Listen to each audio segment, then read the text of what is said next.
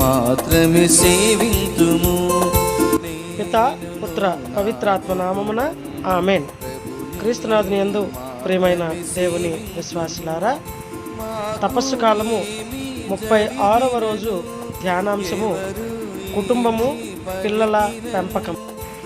ఆదికాండము 1వ అధ్యాయము 27వ వచనం ప్రకారం తండ్రి దేవుడు మొదట జ్ఞాన వివాహమును జరిగించి ఒక కుటుంబాన్ని ఏర్పాటు చేసి దీవించారని తెలుస్తుంది. అప్పటి నుండి మన కుటుంబాలు అన్నీ దేవునిచే ఏర్పాటు చేయబడుచున్నాయి. దేవుని చిత్త ప్రకారం ఏర్పడిన కుటుంబాలకు ఆదర్శం తిరుకుటుంబం. కుటుంబ బాధ్యతలు సక్రమంగా నిర్వహించి శ్రమపడి కుటుంబాన్ని పోషించిన నీతిమంతుడు పునీత జోజప్ప గారిని ప్రతి కుటుంబ యజమాని ఆదర్శంగా తీసుకోవాలి. పరిశుద్ధురాలు, భర్తకు లోబడి జీవించిన వినయవంతురాలు, మంచి ప్రార్థనాపరురాలు అమ్మ మరియా ప్రతి గృహిణికి ఆదర్శ తల్లి కావాలి. భార్య భర్తలు కలిసి ఏకమనస్కులై ప్రార్థించుట అలవరుచుకోవాలి. యెహోషువ కుటుంబం వలె యావేను ఆరాధించే కుటుంబాలుగా ఉండాలి.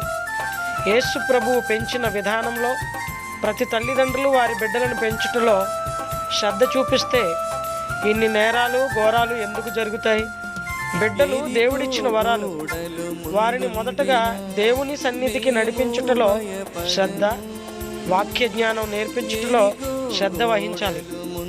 అప్పుడు మన బిడ్డలు యేసులాగా జ్ఞానమందును ప్రాయమందును వర్ధిల్లుచు దేవుని దీవెనను పొందుతారు.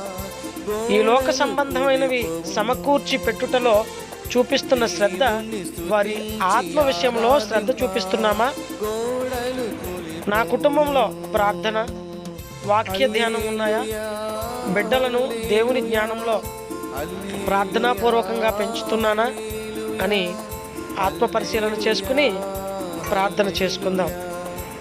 మా తండ్రివైన దేవా, నాకు ఇచ్చిన కుటుంబమును బట్టి బిడ్డలను బట్టి వందనాలు తండ్రి.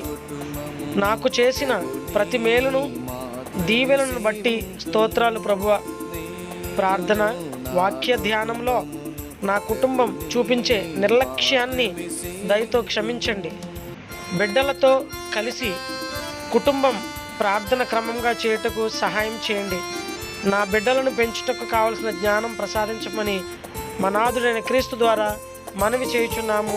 ఆమెన్. పితా పుత్ర పవిత్రాత్మ నామమున ఆమెన్. నేనును నా కుటుంబమును ప్రభుని మాత్రమే సేవింతుము. నేనును నా కుటుంబమును ప్రభుని మాత్రమే సేవింతుము.